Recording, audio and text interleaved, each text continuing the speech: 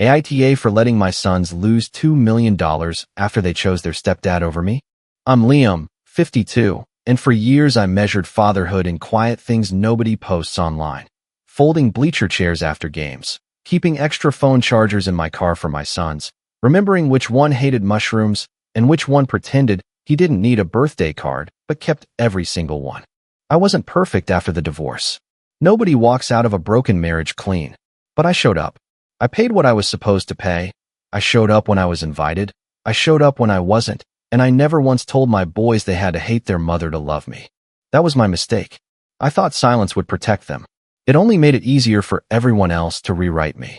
Vanessa and I divorced when Ethan was 13 and Caleb was 10. The divorce was tense, but not the screaming kind people imagine. It was worse in some ways.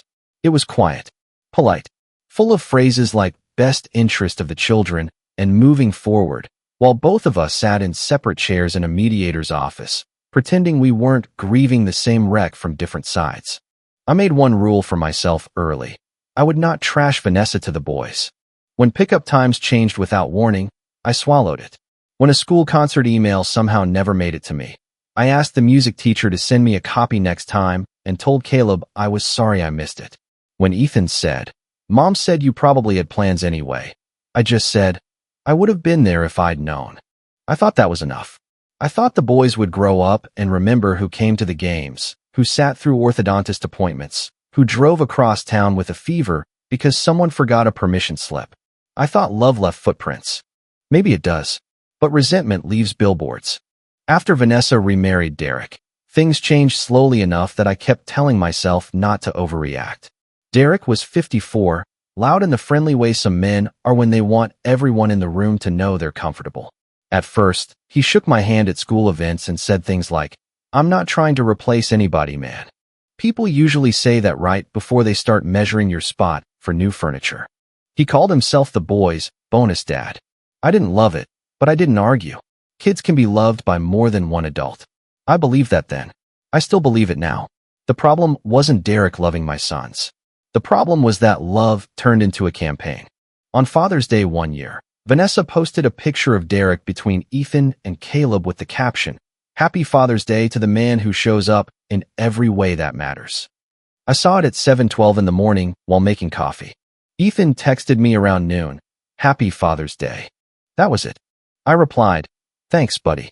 Love you." He didn't answer. At Ethan's high school graduation dinner, Derek gave a toast before I even knew there would be speeches. He stood with his glass in one hand and his other hand on Ethan's shoulder.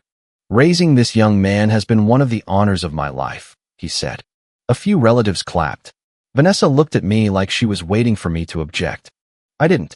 I sat there with my fork in my hand and smiled at Ethan when he glanced toward me. Later, in the parking lot, Vanessa came up beside me and said, "You handled that better than I expected." I didn't realize there was something to handle. She gave me that soft, practiced smile I had come to hate. "Don't make this about your ego, Liam. The boys know who shows up emotionally." Emotionally. That became her favorite word. If I questioned anything, I was emotionally defensive. If I asked why I wasn't told about a parent meeting, I was emotionally controlling. If I said Derek should not refer to my sons as his sons while I was standing right there, I was emotionally insecure. Meanwhile, I was paying child support while they were minors, medical gaps, sports fees, school trips, car insurance help, graduation expenses, deposits, and more emergency transfers than I want to admit. I didn't resent paying for my children. I resented being told money was the only thing I contributed by the same people who kept asking for it. When Ethan turned 23 and Caleb turned 20, I thought the old custody tension would finally fade.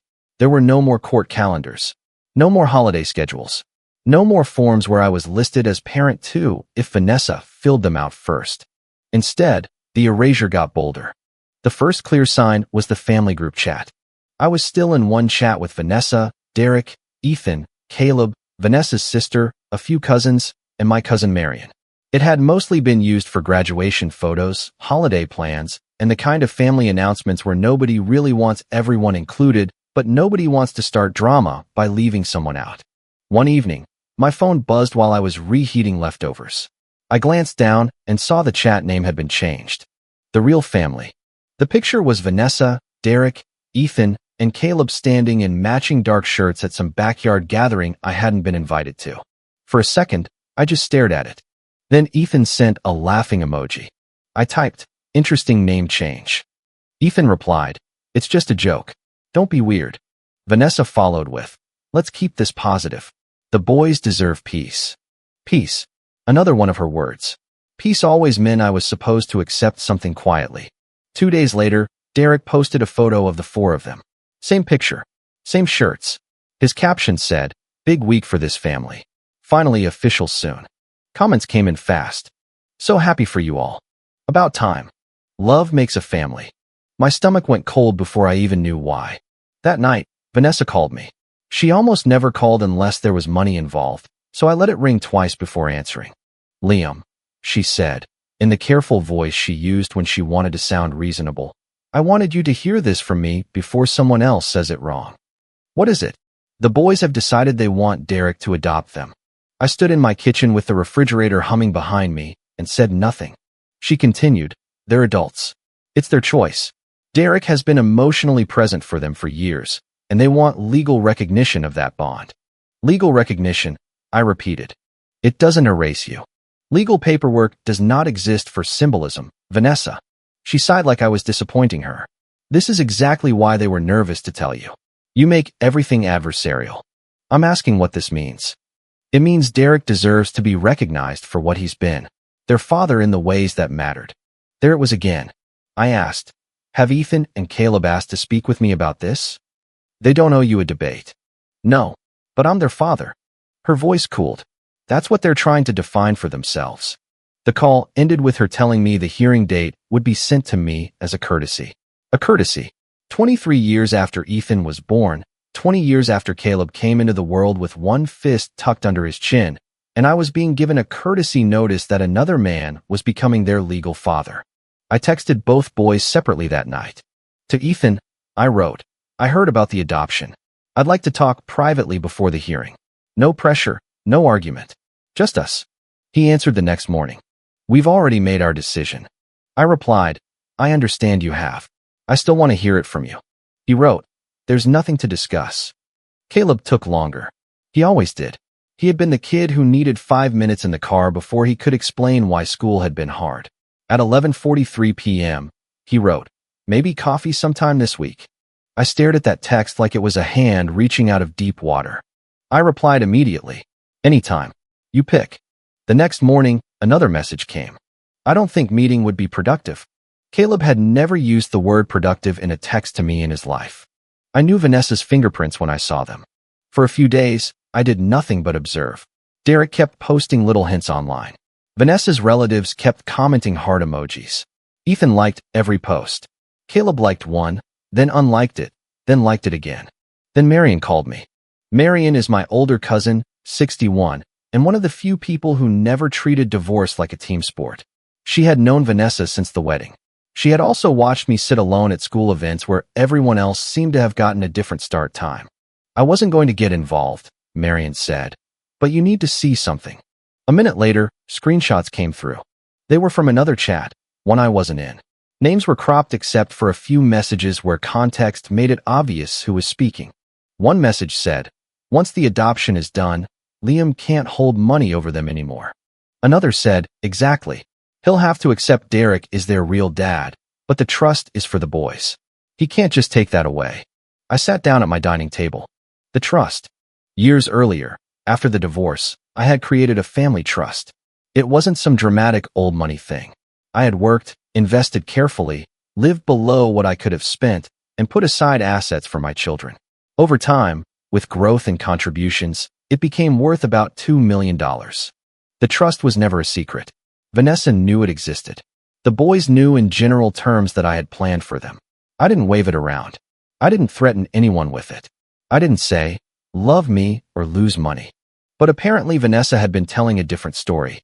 I pulled the old binder from the file cabinet in my home office. It was black, heavy, and labeled in Rachel Kim's neat handwriting from the day she had organized it for me. Original trust. Amendments. Beneficiary definitions. Contingent beneficiaries. I opened the section I had not read closely in years. The language was clean and colder than memory. Primary beneficiaries, the grantor's legal children and descendants. Legal children, not biological children, not beloved children, not children of the heart. Legal children and descendants. I didn't celebrate. I didn't smile. I didn't feel victorious. I felt like someone had opened a trapdoor under a house I had built myself. The next morning, I called Rachel Kim, my estate attorney. Rachel is calm in a way that makes emotional people feel overdressed. She doesn't raise her voice. She doesn't dramatize. She asks precise questions and lets the facts do the ugly work. I brought the binder to her office and handed her the adoption notice, the screenshots from Marion, and the trust documents. Rachel read everything twice. Then she looked at me over her glasses and said, "This clause was not written for revenge." I know, but it may still apply. I leaned back. So if they legally stop being my children, the trust may treat them the same way. The words landed slowly. Rachel continued, "It depends on the adoption order and how it affects the legal parent-child relationship under applicable law. Adult adoption can have inheritance consequences. The trust follows its definitions. It does not follow feelings. They think I can just leave it alone. You may not have discretion to ignore the beneficiary class as written without amending the structure. And if the order removes them from that class, then the trust terms respond accordingly." Respond accordingly, I said. I'm choosing careful words for a reason. She asked if I wanted her to contact the trust officer. I did. 2 days later, I sat across from Martin Hale, the trust officer, while he reviewed the binder with Rachel on speakerphone. Martin was 58, tidy, and spoke like every sentence had been proofread before leaving his mouth. "The trust does not follow biology alone," he said. "It follows legal status as defined in the document. If an adoption order terminates the legal parent-child relationship between you and the adopted individuals, they may no longer fall within the beneficiary class described in Section 4.2. So I'm not taking it away," I said. Martin folded his hands. "Not by impulse. The trust terms were established years ago. If the legal facts change, the trust administration changes with them." That distinction mattered to Rachel. It mattered to Martin. I wanted it to matter to my sons, but I already knew it wouldn't. Not at first. That night, Marion sent more screenshots. The first one was Vanessa. "If Liam loves them, the money stays. This will prove he can't control them anymore." The second was Derek. "Once everything is official, we can talk to the boys about what they should do with that fund later. It should help the family that actually raised them." I read that line 3 times. The family that actually raised them. I thought about Ethan's first broken arm. He had fallen off a scooter and tried not to cry in the emergency room because he thought crying meant he wasn't tough. I still had the hospital bracelet in a box with old cards and school photos. I thought about Caleb at 14, pretending he didn't care when he didn't make the team, then sitting in my passenger seat eating fries in silence until he finally said, "Can we not tell Mom I cried?" I thought about all the small moments nobody counted because Derek was better at captions. Then my phone lit up. "Caleb," the preview said, "did Mom tell you about the trust, or did she?" When I opened the message, it was gone. Deleted. I stared at the blank space, then typed. I saw part of it. "I'm here if you want to talk." He didn't answer. That was the moment I had to make the choice I still get judged for. I could have called Caleb. I could have warned Ethan. I could have told Vanessa that if the adoption went through, the trust would not stay untouched. Maybe they would have stopped. Maybe they would have delayed. Maybe my sons would have suddenly wanted coffee. But then what would I be? A father? Or a bank threatening to close their account? I sat in my home office that night with the trust binder open and old photos scattered beside it. Ethan with missing front teeth. Caleb in a Halloween costume he refused to take off for 3 days. The 3 of us at a diner booth, both boys leaning into me because they were too tired to sit upright after a long day at a tournament. I loved them. That was not in question. But love was not supposed to be a ransom note with nicer wording. I called Rachel the next morning. "I'm not going to warn them," I said. Rachel was quiet for a second. "Tell me why." "Because if I do, I'll never know whether they chose me or the money. And I refuse to turn fatherhood into a negotiation." She said, "Then we do this cleanly. You do not threaten. You do not argue. You do not send emotional messages. If the adoption order is entered, we provide formal notice of the trust position. Can you prepare it?" "Yes." "And if the judge asks me anything?" "Answer only what you're asked. Do not try to win the room." The hearing was on a Thursday morning. I wore a dark jacket, not because I wanted to look intimidating, but because I needed something structured on my body while everything inside me felt loose. Rachel sat beside me with a folder in front of her. Vanessa arrived with Derek, Ethan, and Caleb. Derek had his hand on Ethan's shoulder. Vanessa had one hand resting near Caleb's elbow, like she was guiding him through a crowded street even though the hallway was almost empty. Caleb saw me first. His eyes flicked toward mine, then away. Ethan didn't look at me. The courtroom was smaller than I expected. No dramatic wooden walls. No audience gasping. Just a judge, paperwork, fluorescent lighting, and the kind of silence that makes every page turn sound too loud. The judge reviewed the petition. Since Ethan and Caleb were adults, the process was direct, but not casual. You understand this is not symbolic, the judge said. This changes legal relationships. Ethan said, "Yes, Your Honor." Caleb swallowed. "Yes." The judge asked why they wanted the adoption. Ethan spoke first. He sat up straight, voice steady, almost rehearsed. "Derek is the one who acted like our father," he said. "He was there in the ways that mattered." Rachel's hand moved slightly over the folder, not touching me, just reminding me she was there. The judge asked Ethan to clarify. Ethan glanced at me for the first time. "Liam just paid for things," he said. "Derek was our real dad." I had heard cruel things before, but never from a child whose hospital bracelet I still had in a box.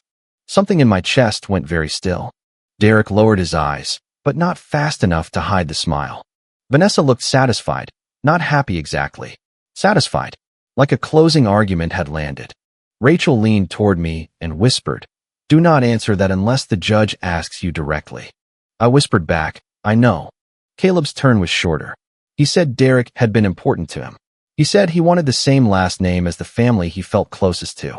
He did not call me the man who helped make him. He also did not correct Ethan.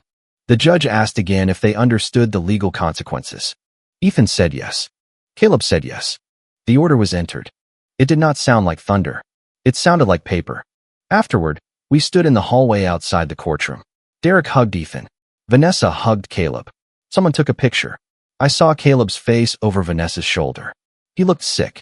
Vanessa approached me with the bright, controlled expression of someone performing maturity.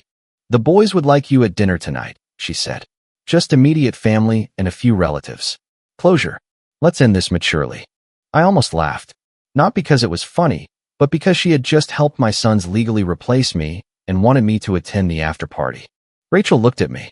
I said, "I'll come for 1 hour." Vanessa blinked. She had expected refusal. Refusal would have helped her. Refusal would have become the story. Dinner was at a polished, expensive place with low lighting and cloth napkins. The kind of restaurant where people lower their voices but still manage to make sure nearby tables hear the important parts. Derek sat at the head of the table. Vanessa sat beside him, glowing. Ethan looked proud and tense. Caleb barely touched his water glass. Marion was there too. She gave me one long look when I walked in.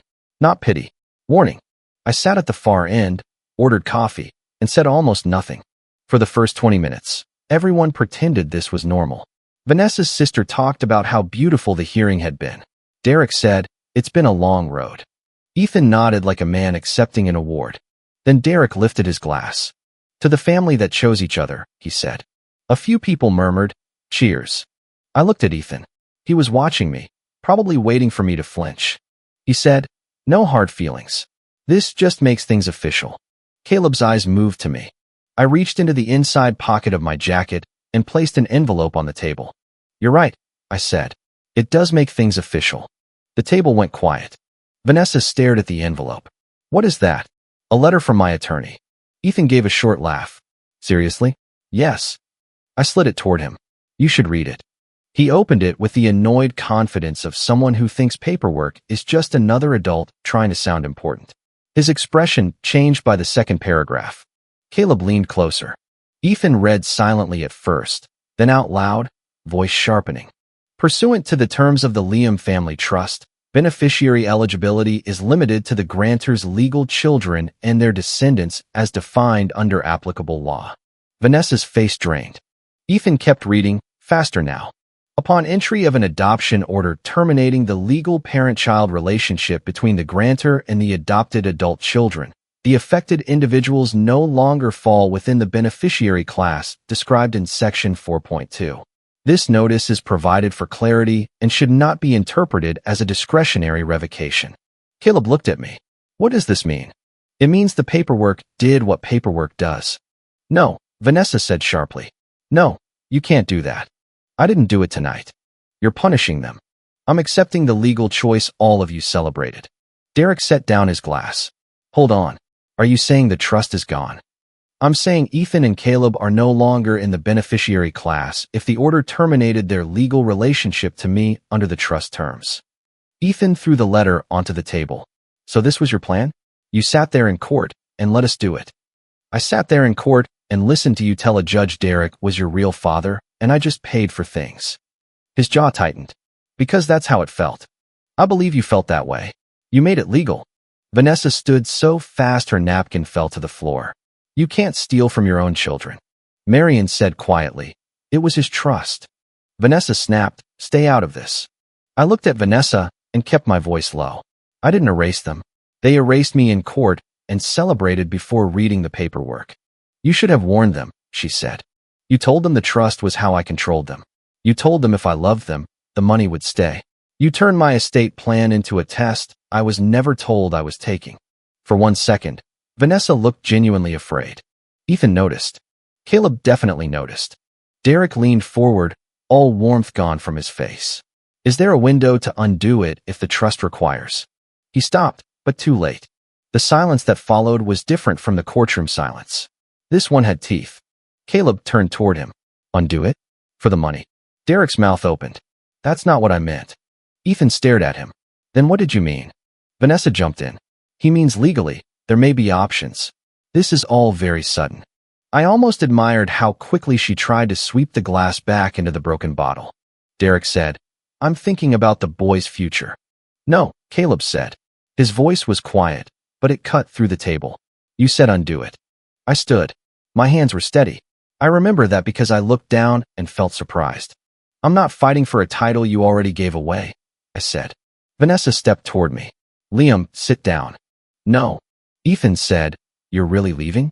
I came for 1 hour. I gave you the information you should have had before making a legal decision.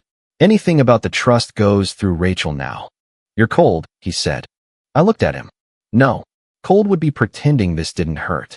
I placed cash on the table for my coffee, even though nobody had brought the check yet. Then I put on my jacket and walked out without slamming a door, raising my voice, or giving Vanessa the scene she wanted. By the time I got home, my phone had turned into a weapon. Missed calls from Vanessa. Missed calls from Ethan. A text from Derek. This can be handled like adults.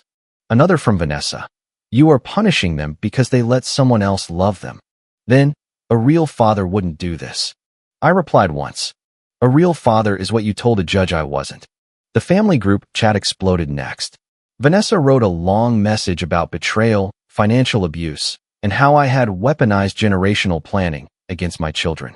That phrase sounded like something she had copied from a website after searching how to make inheritance drama sound like therapy. Ethan wrote, hope the money keeps you warm. Caleb didn't write anything. I sent one final message. The trust follows legal terms that existed before today. All future questions about money go through my attorney. Then I left the chat. The next weeks were ugly in a quieter way. Rachel sent formal notices. Martin confirmed the administrative position. The trust documents showed dates from years earlier, long before Derek started calling himself Dad online, long before the matching shirts, long before the real family. Vanessa tried to tell relatives I had stolen money from my sons out of spite. Marion shut that down faster than I expected. She sent one message to several people, not dramatic, just factual. You can't call it revenge when the clause is older than Derek's marriage. That line traveled. Suddenly, people were asking Vanessa questions she didn't want to answer. Why had she told the boys the trust would stay no matter what? Why had Derek been discussing what the boys should do with money that wasn't his? Why was the adoption framed as emotional truth until the money disappeared, and then suddenly it became reversible? Derek stopped posting family pictures. Vanessa stopped using the phrase, chosen family, online.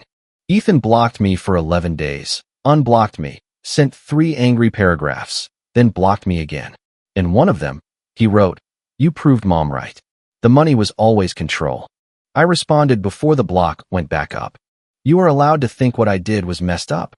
You should also read what you signed. That was all. I also stopped paying for things that were never my legal obligation.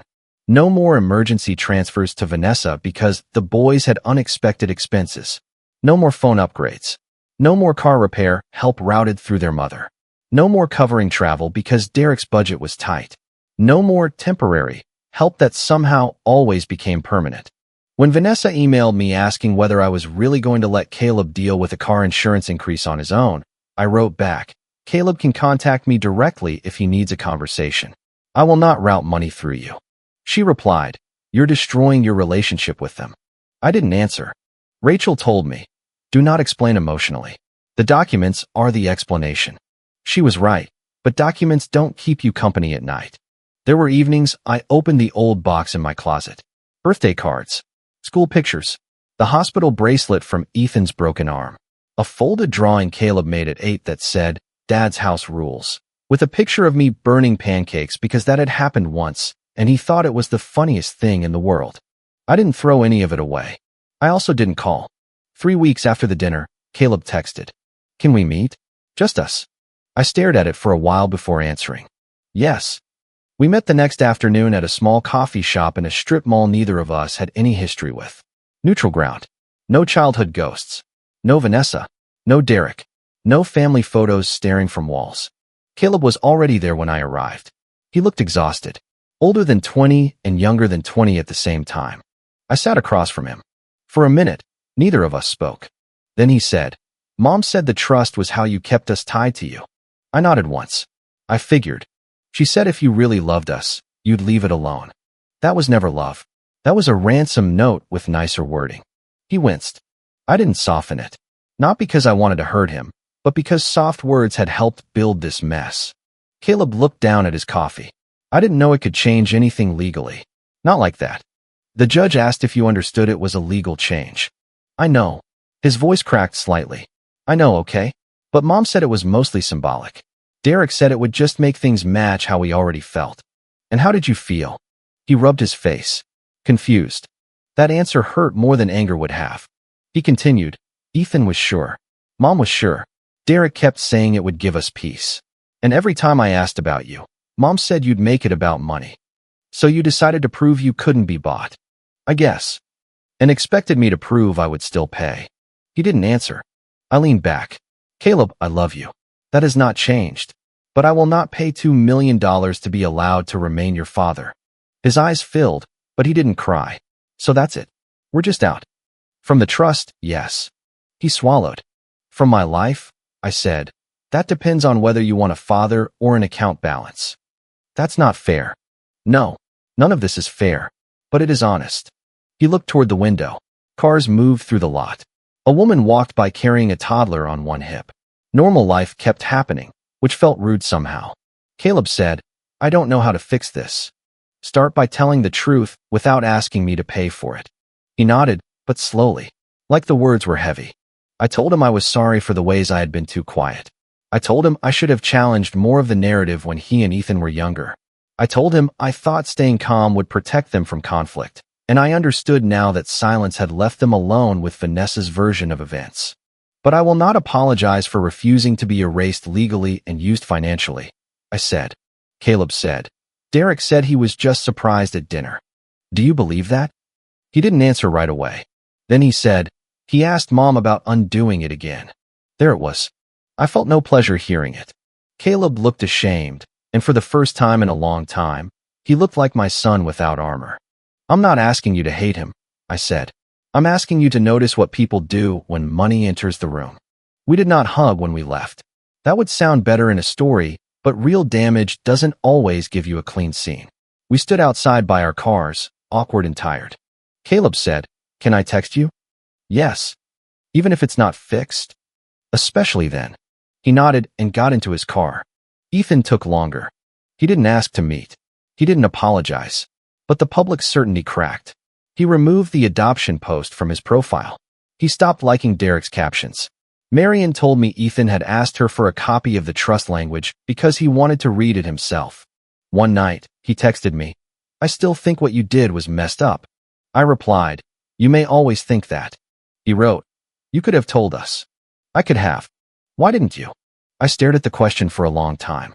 Then I wrote, "Because I wanted the choice to be yours, not the trust's." He didn't answer until the next day. "Mom said you'd cave." I replied, "I know." That was the last message for a while. Vanessa never apologized. She changed tactics. First, she accused me of cruelty. Then she accused Rachel of manipulating me. Then she suggested a family mediation where the only agenda item seemed to be whether I could create a new fund to repair the harm. Rachel answered that email, not me. Derek sent one message asking whether there was any pathway to restoring the boys' intended inheritance if the family relationships were clarified. Rachel answered that too.